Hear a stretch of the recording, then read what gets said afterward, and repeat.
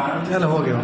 भगवान सब जगह सर्वत्र व्यापक है, लेकिन कि भगवान को जैसे कि यहाँ पर लिखा था कि भगवान के एक निश्चित परम धाम है, वो आप स्पष्ट करेंगे। जी, तो परमात्मा का स्थान तो निश्चित है, वो परम धाम पे रहने वाला है।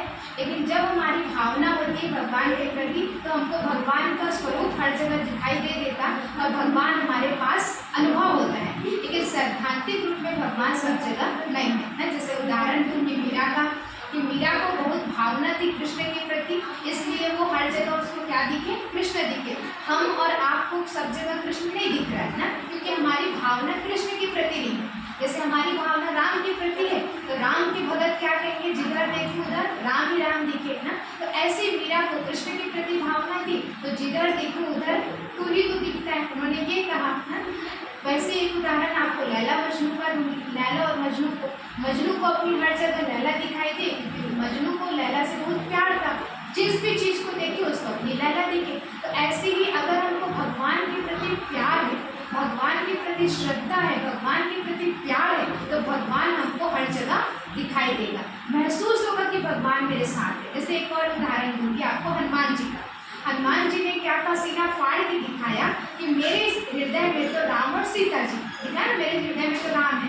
तो हनुमान जी ने ऐसा क्यों कहा कि मेरे हृदय में राम जी है, सब जगह सबको तो नहीं दिखा ना, क्योंकि राम से हनुमान जी को राम के प्रति बहुत भावना थी, राम से बहुत प्यार था, स्नेह था, श्रद्धा था।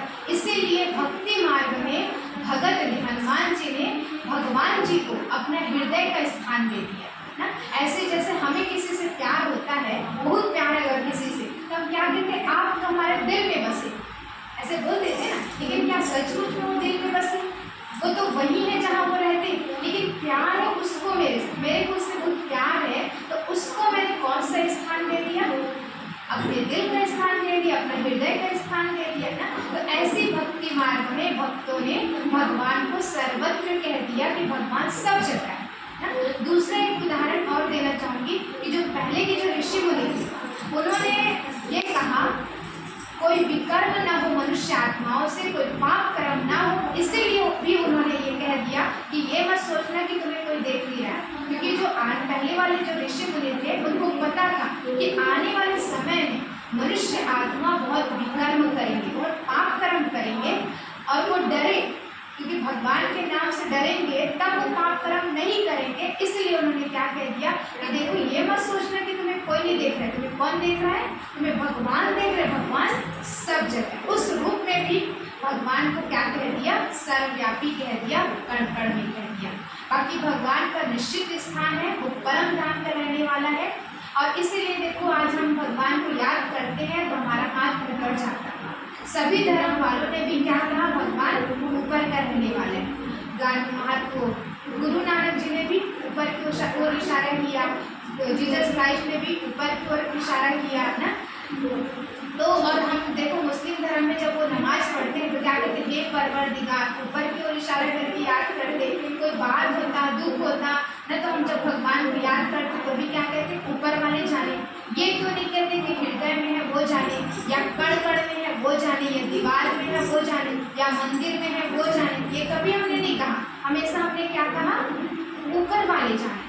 और ये भी कहते हैं कि देने वाला जब भी देगा, देगा छप्पड़ फाड़ के। मतलब इन सब भाव को लेकर के लगता है कि परमात्मा कहाँ का रहने वाला है, ऊपर का रहने वाला है, परम धाम का रहने वाला है ना। तो परम धाम का भी, और ये भी कहते हैं चिड़िया रैन बसेरा, ना घर तेरा ना घर मेरा ना। जब हमें पहले पता नहीं था कि परमात्मा कहाँ का रहने वाला है या हम आत्मा कहाँ के रहने वाला है, तो जब किसी से पूछते थे कि हम आए कहाँ से, तो वो यही जवाब देते थे, जहाँ से आए हैं वहाँ वापस आना है। लेकिन कहाँ से आए हैं, कहाँ वापस आए, कभी किसी ने उस जगह का एड्रेस नहीं बताया ना। तो परमात्मा ने बताया कि हम आत्मा परम धाम के रहने वाले हैं, और परमात्मा भी कहाँ का रहने वाले हैं, परम धाम का रहने वाले। तो हमको वापस कहाँ जाना है, परम धाम ही जाना है। तो हम आत्माओं का घर भी परम धाम है, और परमात्मा पिता का घर भी कौन सा है, परम धाम।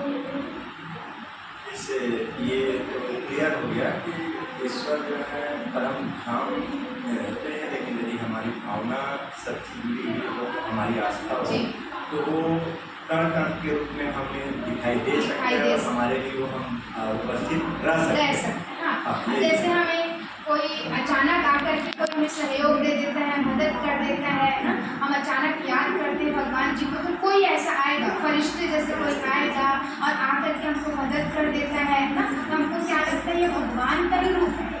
सोचते हैं ना ऐसे कि भगवान का ही रूप है, क्योंकि ऐसी परिस्थिति है, ऐसी सिचुएशन है कि अचानक कौन आकर के वो काम करके चला जाता है, तो उस समय भी हमको महसूस होता है जरूर भगवान है। वो दिखता तो नहीं है, लेकिन अनुभव होता है कि भगवान ने आकर के हमको मदद किया ना। तो भावना है, भावना के रूप में हमको सब जगह भगवान दिख जाता है। और वो हमारे लिए वही होता है जैसे वही। हमारा मन में उसके प्रति विश्वास और हाँ जी श्रद्धा भाव। ना, इसलिए तो भक्ति मार्ग में भी गाते ना कि देखो पानी को हमने क्या कह दिया, गंगा जल।